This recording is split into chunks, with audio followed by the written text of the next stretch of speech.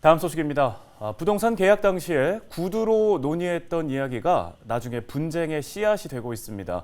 본인의 입장을 증명하지 못한다면 위약금을 물 수도 있다고 하니까 각별한 주의가 필요해 보입니다. 네, 오늘은 이러한 사례들을 들어보고 주의할 사항들을 알아보는 시간 마련했는데요. 함철성 변호사를 화상으로 연결해 보겠습니다. 변호사님 안녕하십니까?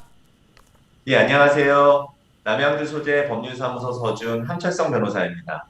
예, 구두 계약으로 곤란한 처지에 빠지는 경우들이 잦다고 하는데 주로 어떤 사례들이 있습니까? 우선 구두 계약은 서면 계약과 비교하여 효력이 없다거나 구두 계약보다 서면 계약이 우선시된다고 생각하는 경우가 종종 있는데 민법은 계약의 방식에 특별한 형식을 요구하지 않기 때문에 구두 계약도 엄연히 계약으로서 효력이 인정됩니다.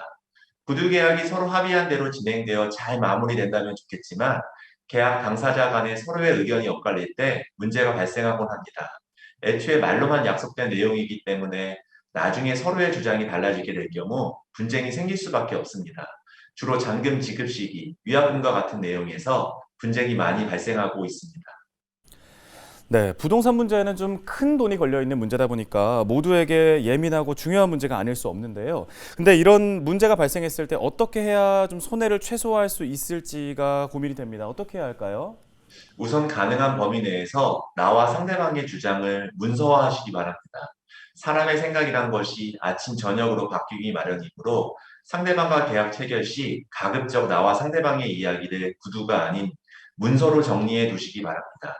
이 경우 문서는 꼭 내용 증명과 같은 우편물이 아니라 이메일, 문자, 카카오톡 등도 괜찮습니다. 특히 부동산의 주소와 매매 금액, 잔금일, 중도금 지급일 등 결정된 상황을 증거로 남겨놓으시는 것이 필요합니다.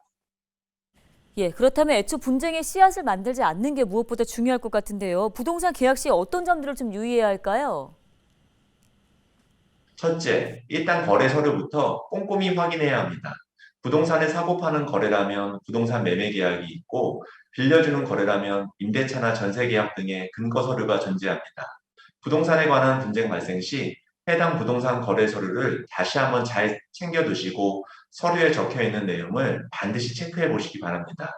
둘째, 부동산의 상태에 관한 현장 사진 및 동영상을 준비하시기 바랍니다. 분쟁의 유형마다 다를 수 있으나 예컨대 주택하자 손해배상 청구, 임대차 계약 기간 종료 후 임차인에 대한 원상회복 청구 등의 부동산 분쟁에서는 분쟁 전 부동산의 현황 상태와 분쟁 후 부동산의 상태에 관한 비교가 반드시 필요할 수 있습니다. 셋째, 공부상의 부동산 현황과 권리관계 확인이 필요합니다. 우리나라의 토지 건물에는 필지마다 공적 장부가 존재합니다.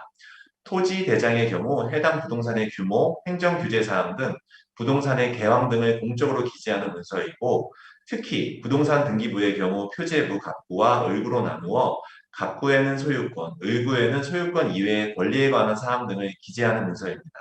그러므로 해당 부동산의 관리 대장과 등기부의 내용을 변호사와 상담하시기 전에 일독하시기를 조언해 드립니다. 네, 알겠습니다. 오늘 부동산 계약과 관련된 도움 말씀 여기까지 듣겠습니다. 함철성 변호사였습니다.